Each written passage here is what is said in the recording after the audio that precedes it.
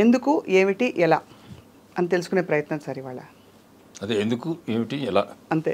మీ జీవితం మొదలైంది I think మీ రచనా జీవితం 70వ దశకంలో. 74. ఈ సంవత్సరం 50 సంవత్సరాలు పూర్తి చేసుకుంటున్నారు. 50 సంవత్సరాలు పూర్తయిన సందర్భంగా మీతో ఇంటర్వ్యూ. అంతే సార్. సరే 5 ఏళ్ళప్పుడు మొదలు పెట్టారా అని అడగాలనిపిస్తోంది మీరు రాయడం. ఎందుకంటే మీకు ఎన్నేళ్ళు ఉంటే మీరు 50 సంవత్సరాల రచనా జీవితమే ఉంది. మా ఇంట్లోనే ఏమంటారు చూడండి, అది సినిమా డైలాగ్ లాగా బ్లడ్లోనే ఉంది. బ్లడ్లోనే ఉంది అంటే మా నాయనమ్మ గారు పొద్దున్న లేచి కృష్ణారామ అనుకోవడం లేదు ఆవిడికి. పొద్దున్న న్యూస్ పేపర్ చూడటం, ఏ అకేషన్ అయినా కూడా పాటలు రాయటం. ఆ అకేషన్కి కాఫీ మీద, టీ మీద, వీటి మీద కూడా పాటలు రాసేవాళ్ళు ఆవిడ. అట్లా ఆవిడ రచయిత్రి. మా నాన్నగారు ఆయన MA, LLB, BCom, BEd. So ఆయన రైటరు, ఆయన యాక్టరు. అంతకుముందు చాలామంది ఉన్నారు వంశంలో. అస్సలు ఏంటంటే అసలు ఈ అష్టావధానం అనే అవధానం ప్రక్రియ, అవును, అది కనిపెట్టింది మా తాతగారే. అది కనిపెట్టింది మా తాతగారు. కనిపెట్టింది మాడభూషి వెంకటాచారి గారు. అంటే మా తాతగారు అంటే ఇమ్మీడియట్ తాతగారు కాదు, ముత్తాతగారు. ముత్తాతగారు అంటే ఆయన ఉన్న బిల్డింగ్ కూడా గుంటూరులో నేను చూశాను. యాక్చువల్ న్యూజిబోర్డ్ సంస్థానంలో ఉండేవారు ఆయన. ఆయన ఫస్ట్ అసలు అవధానం అనేది కనిపెట్టింది. కాబట్టి ఏంటంటే బ్లడ్లోనే ఉంది రచన అన్నది. దానితో చిన్నప్పటి నుంచి మా నాన్నగారు నాటకాలు వేయటం, ఆ నాటకాలకి వెళ్ళటం వల్ల పౌరాణిక సంబంధితమైన సబ్జెక్టులు అవగాహనకు వచ్చాయి. కృష్ణుడు అనేవాడు ఉంటాడు, భీముడు అనేవాడు ఉంటాడు, ఈ పాత్రలు ఇవి, ఈ కథలు ఇవి అని చిన్నప్పుడే ఆ కథలు తెలిసాయి. ఆ తర్వాత అట్లా నెమ్మదిగా యాక్టింగ్లో ఇది చిన్న చిన్న నాటికల్లో వాటిలో వేషాలు వేస్తూ, కాలేజీల్లో డ్రామాల్లో యాక్ట్ చేసి, తర్వాత తెలియకుండానే రచయిత అయ్యా. అది ఎందుకు అయ్యానో తెలియదు. ఇది ఒక చాలా పెద్ద విస్తారమైన అంశం కదా సార్. నాటకాలు అంటే మీరు నటించవచ్చు, నాటకాలు రాయొచ్చు, పాటలు రాయొచ్చు, మాటలు ఏదైనా చేయొచ్చు. ఇందులో ఇది నేను చేయబోయే పని అనే ఒక క్లారిటీ, ఒక స్పష్టత ఎప్పుడు వచ్చింది మీకు? మంచి ప్రశ్న అడిగారు. నేను బేసికల్గా యాక్టర్, తర్వాత డైరెక్టర్ నాటకాల్లో. అది చేసిన తర్వాత మనకి ఎవరిస్తారు కొత్త నాటకాలు? అప్పటికి లబ్ధ ప్రతిష్ఠులైన నాటక రచయితలు వాళ్ళు ఉంటారు కదా, వాళ్ళు మంచి టీములకి ఇస్తారు, పెద్ద టీములకి. మనకెవరు? సో మనకే మనం ఏదో ఒకటి రాసుకోవాలి అంటే ఈ లోపల ఎవరో అడగటం, రాయటం జరిగాయి అనుకోండి. నేనే డైరెక్ట్ చేసేవాడిని, నేనే యాక్ట్ చేసేవాడిని, కాంపిటీషన్స్కి వెళ్ళేవాళ్ళం. అయితే ఏమైందంటే నేను బ్యాంకులో ఉద్యోగం, నాకు ట్రాన్స్ఫర్లు ఉండేవి. ఇక్కడ టీంను ఫామ్ చేసి అంతా తయారైన తర్వాత ట్రాన్స్ఫర్ అయ్యేది. నేను వెళ్ళిపోయేవాడిని. వెళ్ళిపోతే మళ్ళీ ఈ టీంలో నా క్యారెక్టర్ కోసం వాడిని ఎత్తుక్కోవాలి, మళ్ళీ మొదలు పెట్టాలి. సో ఇట్లా కాదురా, సో యాక్టింగ్కి స్వస్తి అని చెప్పేశారా? అయ్యో, డైరెక్షన్ స్వస్తి వద్దు. ఇంకోటి మూడోది ఏంటి, రచన. దీని మీద కాన్సన్ట్రేట్ చేద్దాం. సో మన ఉద్యోగం అనుకుంటుంది, మన ఫ్రీ టైంలో రాసుకోవచ్చు, సెలవులు పెట్టక్కర్లేదు అనే ప్రాసెస్లో రచనలో ఫిక్స్ అయ్యాను. అగ్రిమెంట్ మీ జీవితంతో, నాకు సంపాదన ఆగకూడదు, ఎందుకంటే ఇంకా దప్పలు మరి లేదు. అవును, కరెక్ట్. బ్యాంక్ ఉద్యోగం తప్ప వెనకాల వీపు, ఈ రెండు తప్ప ఇంకేం లేవు. సో ఏం చేయాలి? కానీ ఇది ఆగట్లేదు, రచన ప్రవాహం అనేది లోపల నుంచి వచ్చేది ఆగట్లా. సో బ్యాంక్ ఉద్యోగం అయితే సాయంత్రం ఇంటికి వస్తాం, ఇంటికి వచ్చాక రాసుకోవచ్చు, రాయటం కోసం సెలవు పెట్టక్కర్లా. అవును అవును.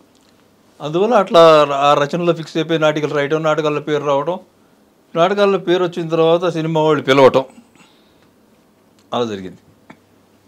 ఒక మాట అంటారు సార్, పింగళి గారి తర్వాత అంటే వారి శైలిలో అంత అన్ని జానర్స్ రాసిన వ్యక్తుల్లో చాలా కొద్దిమంది రచయితలు ఉన్నారని. నేను చాలా రాశాను. మీరు వారిలో ఒకరు. బహుశా మీరు మాత్రమే ఉన్నారనిపిస్తుంది. ఏమో, అది కూడా కరెక్ట్ ఏమో అయి ఉండొచ్చు కూడా. చాలా ఉత్పదాలు రాశాను నేను. అబ్బదబ్బ జబ్బ, అవును, ఎందుకు ఏమిటి ఎలా,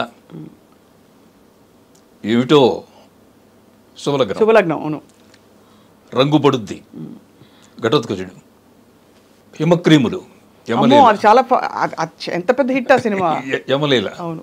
చిరంజీవి గారికి రాశాను ఒకటి, లెంగ్త్ తగ్గించని ఒకటి రాశాను ఒకటి, తర్వాత ఇంకోటి డిసైడ్ చేస్తాను ఒకటి బాగా.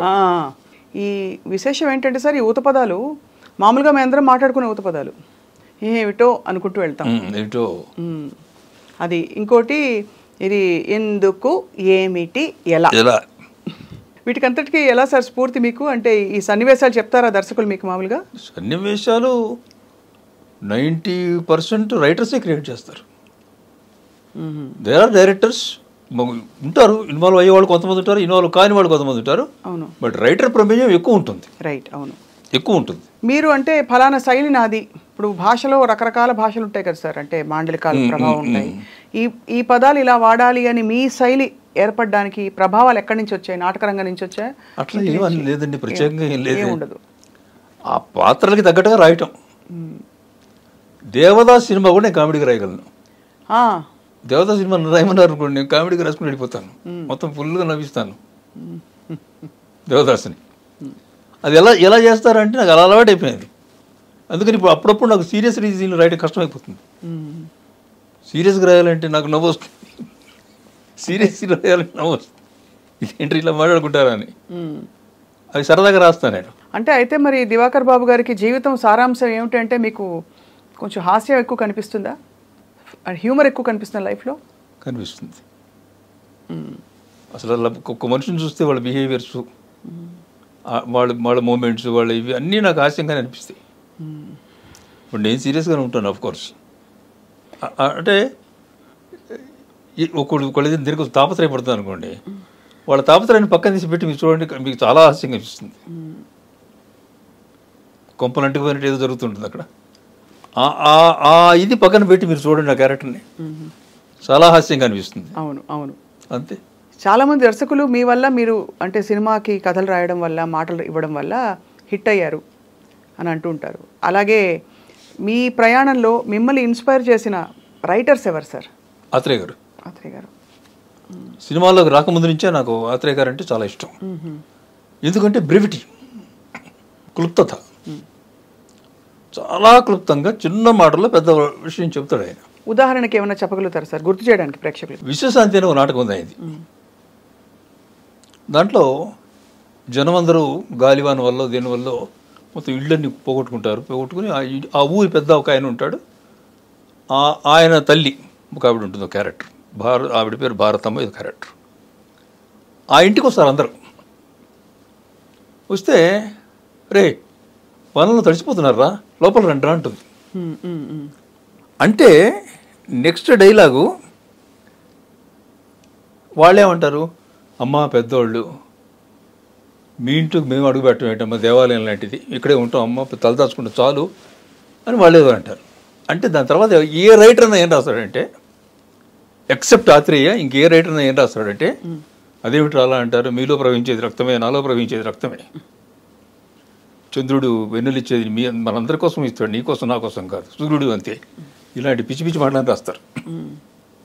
ఒక ఆత్రేయ ఏం రాశాడు తెలుసాడండి, అదవల్లారా లవర్లండి, ఆ ఒక్క మాటలో మొత్తం చెప్పేశారు. అమ్మ అయిపోయాడు వాళ్ళకి, అంతమంది జనాలకి అమ్మ అయిపోయాడు ఆయన.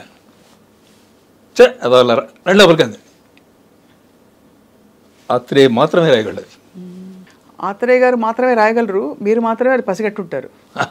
తెలిసిందండి, చాలా మంది తెలిసింది. అది తెలిసింది అంటే ఒక వాక్యంలో ఉండే ఆంతర్యం అది మీరు పట్టుకున్నారు. అది అర్ధాంగి అనే సినిమాలో వీళ్ళ సావిత్రి మీద ఏవో చెప్తారు, ఎవరి గుమ్మడి గారికి.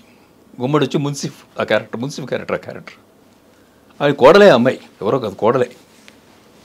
అమ్మాయి మీద అలా చేసింది ఇలా చేసింది అని ఏదో ఎక్కిస్తారు జనం. ఎక్కిస్తే ఆయన కోపట్టడానికి లోపలికి వెళ్తాడు. వెళ్ళిన తర్వాత ఆయనకి ఏదో ఒక విషయం తెలుస్తుంది, ఆ అమ్మాయి కరెక్టు, మీరు చెప్పిన వాళ్ళందరూ తప్పు అని చెప్పి ఆయనకి తెలుస్తుంది. బయటకు వచ్చాక ఏం చెప్పాలండి, ఎదవల్లారా ఏమిటి మీరు చెప్పింది, ఆ అమ్మాయి ఇట్లా మాట్లాడింది ఇంత రాయాలి. ఆయన అంటాడు, మునసబుగా వెళ్ళాను, ముద్దాయిలా వచ్చాను అంటాడు. అంటే ఏదో జడ్జిమెంట్ చేద్దామని వెళ్ళాను, నేనే ముద్దాయి వెనక్కి వచ్చాను. అది చూసి ఎవడరా వీడు ఇంత బ్రెవిటీగా రాశాడు, ఎవడు వాడు అని చెప్పి అడిగట్టు పుల్లయ్య గారు. ఆత్రేయ కొత్త కుర్రాడు వచ్చాడండి. అలా అలా సార్.